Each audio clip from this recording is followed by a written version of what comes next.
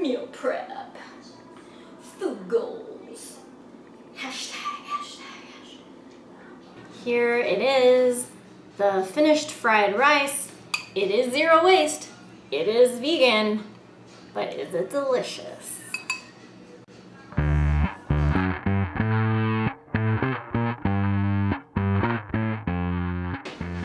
Hello, welcome to my kitchen. I'm going to attempt today to make a zero waste, for the most part, recipe that also happens to be vegan. Instead of rice, I'm actually using a grain blend. I don't remember where I got it. I've been working my way through it in this bulk jar, and it has like pearl couscous, some little tiny chickpeas, some pepitas, pumpkin seeds, couscous, did I already say couscous? Quinoa, red quinoa, not sure what else. So it has a bunch of good, awesome grains, so it's going in the rice cooker, and then I'm gonna fry it up with just some like vegetables. So, oh, and I put a little bit of vegetable broth in with the water. So I did a cup of the blend, 1 cup of water, and half a cup of vegetable broth. And so I got these ugly looking carrots from Kroger. I'm gonna peel them into a little bowl so that I can put the scraps either in my compost, or maybe today will be the day that I finally decide to save my vegetable scraps to make my own vegetable broth. That's kind of been on my mind lately, that it'd be nice to use those for something else. Not obviously that great at peeling carrots, and it only takes a little tiny bit longer than getting ones that are pre-peeled, especially because I got these big chunky ones. I'm just kind of guessing what I'm gonna do with this. I mean, I've eaten fried rice before, and I have especially seen Cheap Lazy Vegan make her own variations on fried rice a lot, so I'm not looking back at that. I'm not looking up a recipe. I'm just gonna see if I can do it. I've never really made it before.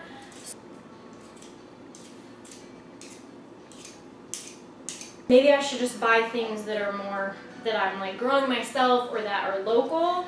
I've been trying to kind of simplify my foods a little, because I got kind of caught up in like health movements and like really trendy like veganism, where like you do the whole superfood thing and like introduce more exotic foods and you feel kind of like fancier. But lately I've been really into simplifying and doing things that are like more indigenous to where I live and stuff.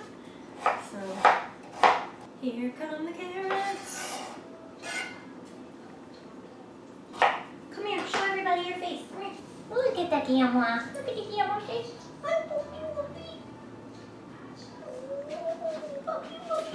She actually likes to be held like a baby, but more by her dad than by me. So I'll let her go.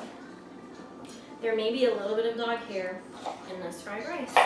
I've never shucked corn before with the purpose of actually slicing it off of the cob. I've only gotten it on the cob before when I'm intending to eat it that way. But clearly this is a less waste option, especially if I use all these scraps in a vegetable broth. That's better than getting like a can of corn, or even worse, like frozen corn in a bag. So since I could do it, it's summer, I have a few extra minutes that I can spend shucking this. Plus it's honestly like pretty fun. Makes me feel all old-timey or something. I guess I'm just gonna like, it's flying everywhere. But it's kind of working. Maybe I need to go deeper. Let me come show you. These are our little turtles. Yeah, I think that's gonna work just fine. Chop chop. This in here.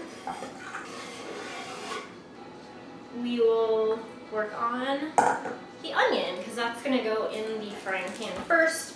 I'm doing everything in kind of a terrible order. But I got kind of nervous having you guys watch me. I'm not a very good cook.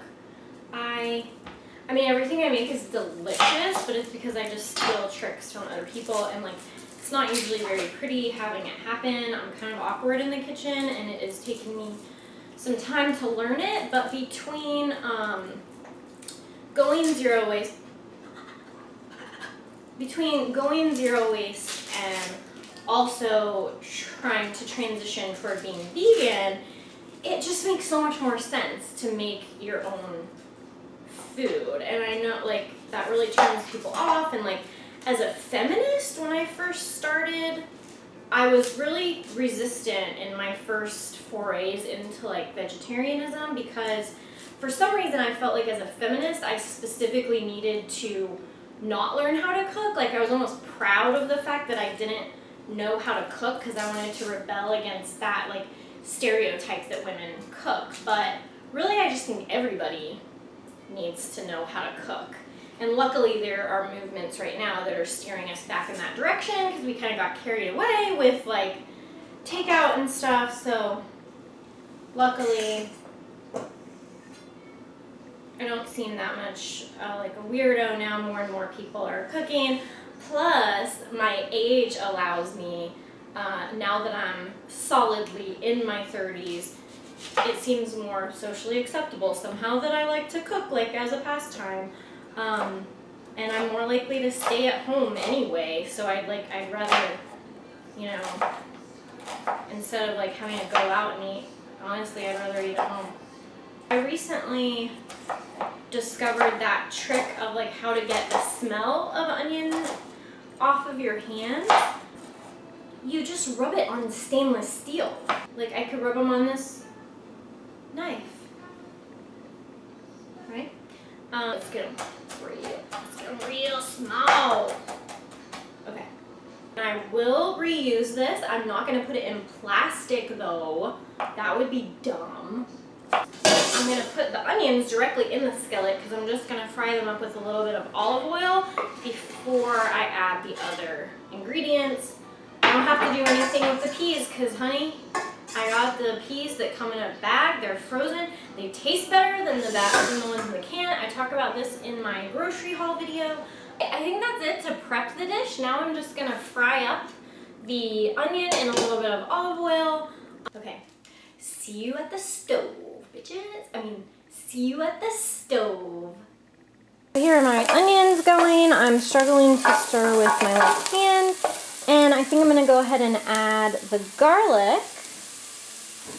Like about a little more than a teaspoon of minced garlic. And I'm going to let that cook for just about 1 minute. Here we go with the carrots and corn. And peas. I hope you're okay with me just winging this. If you have any tips, I'd be happy to hear them. Any criticisms? Yeah, bring it. Bring it! So I'm realizing I probably should have put the carrots in with the onions, because they're taking longer while everything else is starting to burn a little too much. Oops. So the carrots will probably be a little undercooked in it, but I know for next time. I learned my lesson. So I'm going to go ahead and add the peas in and let that warm up a little before I add in the grain blend. Cool. Okay, so I went ahead and added some coconut aminos. I had some coconut aminos in my stash, but it was only a tiny little bit, like probably less than a teaspoon. So then I went for the soy sauce and added maybe a little too much of that, but I really like soy sauce and I knew it would add a lot of flavor. So I'm not going to add any more salt. That is more than enough salt. But I am going to let some of that cook off a little bit, let all the flavors meld together for a while. I turned the heat way down. We'll see how the taste test goes. I didn't actually use too much soy sauce.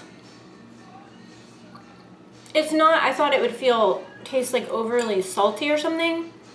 And I kind of like that the carrots are still just slightly crunchy. It gives it a really nice texture. Well done. Well done, Maggie. Thanks to Cheap Lazy Vegan for the inspiration, and thanks to myself for having the bravery to try it out, something new.